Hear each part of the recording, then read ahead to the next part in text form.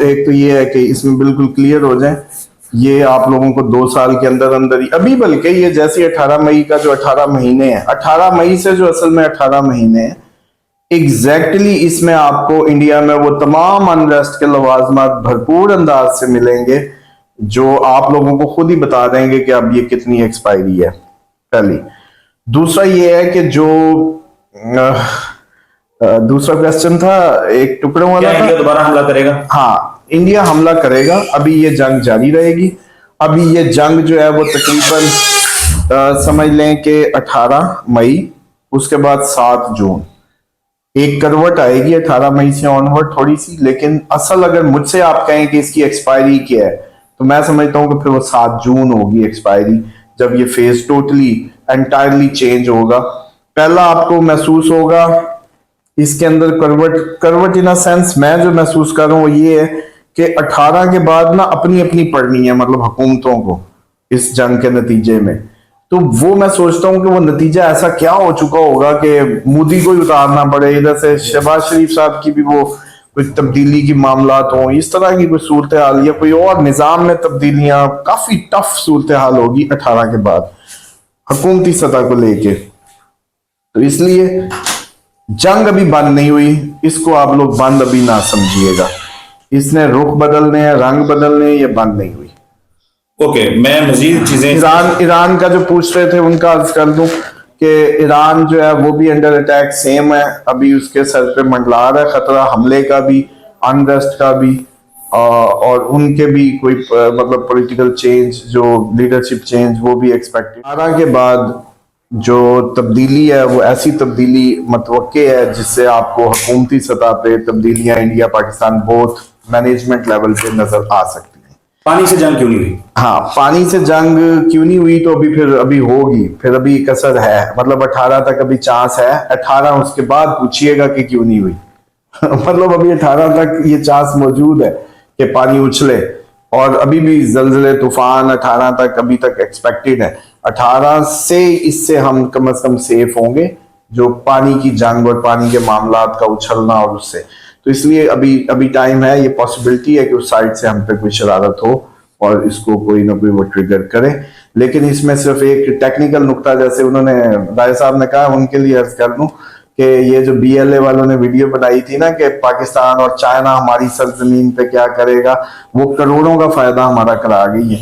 China ने फौरन अपने बहरी बेड़े जो है ना उधर से हमें ऑफर कर दिए, क्योंकि हमने उनको ये पोज कर दिया कि ये देखो भाई, आपके चक्कर में जो है ना ये इंडिया BLA क्या छोड़ी है, कसर क्या छोड़ी है, पहले वो तो फिगर आउट करें। 26 मकाम गिने तो सही, 26 हैं कौन कौन से।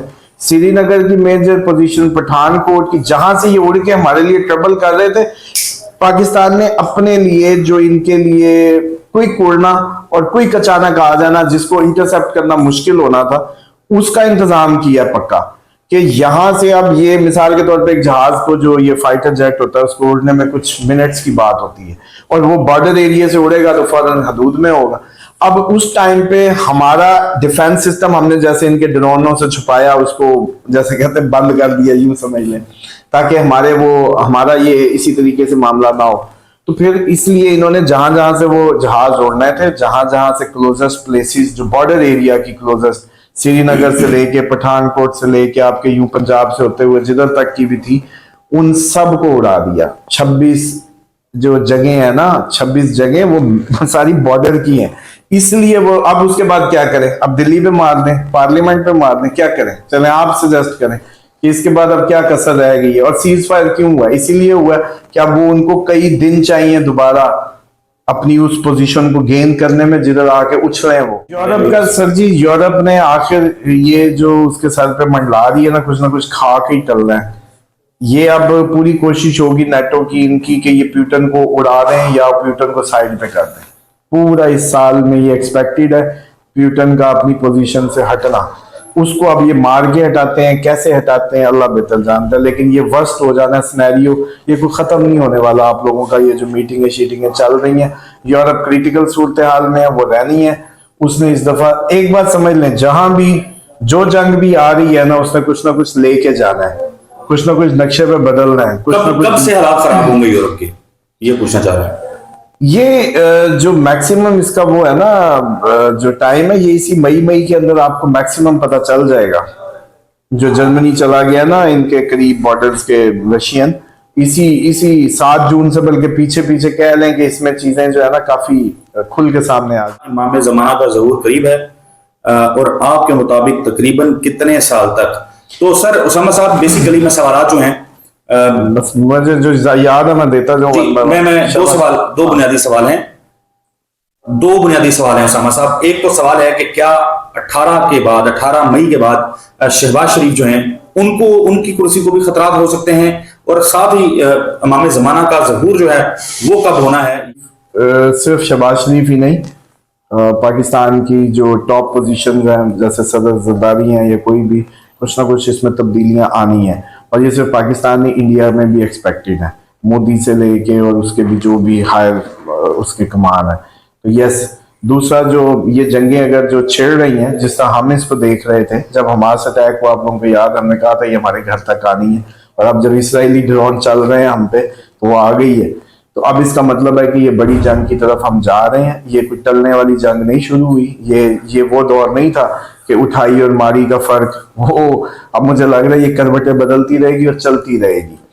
और ये जंग जब चलती रहेगी तो अभी आहिस्ता आहिस्ता तुर्की का इन्वॉल्वमेंट वेट करें, तुर्की ने इन्वॉल्व हो जाना शाम वाले मसले, और इधर तुर्की जैसी जंग में आ जाएगा तो फिर यूरोप और इसका जो है मामला थोड़ा सा गर्म होने दे। मतलब मोस्टली कंट्रीज को जंगों में अब उबलने दे बस। लेकिन इमाम ज़माना अलैहिस्सलाम के ज़हूर के मुतालिक हमें हर वक्त ये लगना चाहिए कि वो आ रहे हैं, क्योंकि वो डिवाइन कमांड अल्लाह ताला ने अपनी जो विलायत का सिस्टम है या अपनी हुकूमत जो कायम करनी है जमीन पे, अपने नुमाइंदे के जरिए करनी है। और उस नुमाइंदे की जरूरत उस वक्त मौजूद होगी जब ये सब अपने साइंसें मार के, लोगों को पता ही नहीं लग रहा होगा कि ये जंग हम लड़ क्यों रहे हैं, किस वजह से लड़ी जा रही है। तो उन जंगों को खत्म करने के लिए एक अल्लाह ताला की तरफ से डिवाइन पर्सनैलिटी आएगी जो आपको राह मुतय्यन करेगी कि आप लोगों ने किस डायरेक्शन में जाना है, राइट और रॉन्ग का फर्क। और फिर हजरत ईसा अलैहिस्सलाम, तो इसलिए जंगें देखें बस। इमाम अलैहिस्सलाम के ज़हूर की जो सबसे ऑथेंटिक बात है वो एक ही है कि पूरी दुनिया में जंगें हो। देखें, एक तो यह है कि पाकिस्तान के सवाल तो अब ना करें, उसके लिए तो आप लोग 2024 के जो असद चौधरी के शुरू में प्रोग्राम्स लगे होंगे जनवरी से अप्रैल तक, उसमें ये नक्शे खींचे पड़े हैं। इस टाइम क्योंकि टॉपिक हमारा जंग है तो अच्छा नहीं लगता, कौमी यकजहती की जरूरतें हैं, तो इसलिए आप दुश्मन को दुख में न दिलवाएं। इस टाइम हम कोई इस पे प्रेडिक्शन नहीं देंगे। हाँ, हिंट दे रहे हैं कि पिछले प्रोग्राम जाके जनवरी से अप्रैल में जहां मैंने यूरेनस का जिक्र किया हो उस प्रोग्राम को देख लें, ये जाके साल पहले के। कश्मीर का मामला जो है वो इस दफा ज्यादा हॉट होगा, एरिया कैप्चर्ड होगा, एरिया आ भी सकता है, एरिया जा भी सकता है, ये दोनों सूरतें मौजूद हैं इल्मी तौर पे। मैं बतौर पाकिस्तानी ये नहीं कह सकता कि ठीक है जी हला अभी हम 70 किलोमीटर अंदर हैं तो हम और आगे चले जाएंगे, नहीं। पॉसिबिलिटी है कि ये मतलब इंडिया के पास भी जा सकता है, हमारे पास भी आ सकता है। इसकी बोथ जैसे कहते हैं ना, इसके आने जाने की दोनों पॉसिबिलिटी मौजूद है, और काफी ज्यादा ब्लड शेड और सारी चीजें जो है ना एक्सपेक्टेड है। और कश्मीर का हो गया। हाँ, इमरान खान की भी देखें, जो 18 मई है ना, बेसिकली आपकी मेरी तमाम जिंदगियों में वाज़ेह तब्दीली का दिन है। ये 14 मई, 18 मई, फिर 7 जून। तो ये जो क्रिटिकल प्लेसमेंट है जुपिटर की पोजीशन का तब्दील होना, 29 को सैटर्न हो चुका था, 18 को राहु केतु अपनी पोजीशन बदलेंगे, 7 को मार्स अपनी डेविएशन से निकलेगा। तो मुझे ये लगता है कि जून के जो पहले 6 दिन होंगे ना, मार्स निकलते निकलते को फटाकर आ जाएगा अच्छा खासा, यकम से 7 के अंदर। क्योंकि मार्स बड़ी डेविएशन से जब भी निकल के जाएगा ना, तो वो जैसे कहते हैं ना, जाते जाते एक तोहफा दे के जाएगा किसी भी हमले की सूरत में, किसी भी बड़े अनरेस्ट की सूरत में। तो एक तो वो एक्सपेक्टेड है। इसी तरीके से इमरान खान के लिए भी 18 मई के बाद ऐसे हालात, ऐसी मजबूरियां या ऐसी कोई बन सकती है कि वो रिहा हो जाए, नहीं नहीं, ऐसे ना कहें। 18 मई तक बिल्कुल रिलैक्स नहीं होना, सीज फायर के धोखों में नहीं आना। हमने पूरी तैयारी रखनी है, हमारी तरफ से अभी जंग जारी है। जब तक हम आपको सीज फायर नहीं कहते उस वक्त तक आपने इसकी कनेक्टिविटी समझाए ना। फिर सीधी सी बात है, वो उनको जो मान था ना, ये सारा कॉम्बिनेशन था ठगों का टोले का सिस्टम का, जॉइंट जो कोलैबोरेटिव ऑपरेशन था या डिफेंस सिस्टम था, इंडिया, इसराइल, अमेरिका, यूरोप, वो फेल हुआ है। तो डेफिनेटली चाइना और चाइना के अलाई ग्रुप की फतह हुई है, तो फिर ईरान जो है वो चाइना के कोर्ट में है। तो इसलिए अब वो कह रहे हैं, जो साहब बता रहे हैं, उसके पीछे रीजन ये है। जी, नशीला मरीन है वो कहती है कि पाकिस्तान के हालात में बताएं, ये एड्रेस हो चुका है। वैसे सवाल पहले वीडियो के शुरू में बात हुई है, इस साल के शुरू की वीडियोस देख लें। हाजी शहबाज अटैक हो सकता है, जी बिल्कुल, जो समा साहब ने कह दिया है। जी, यास्मीन हुसैन, इमरान खान का बताएं प्लीज। इमरान खान के ऊपर हमने 2 मिनट पहले ही गुफ्तगू किया, पीछे से सुन लें इसको।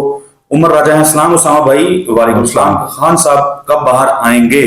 बिल्कुल जी उमर राजा साहब, ये क्वेश्चन भी हमने एड्रेस किया है। तो ये लग रहा है कि ये रिपीट होने लग गए हैं, नहीं, तो वो हम फाइंड अप असल में कमेंट्स जो है वो काफी ज्यादा थे। अच्छा, तो मैं चाह रहा हूं कि हम मैक्सिमम लोगों के कमेंट्स जो है वो शामिल कर लें, उनका नाम लेके।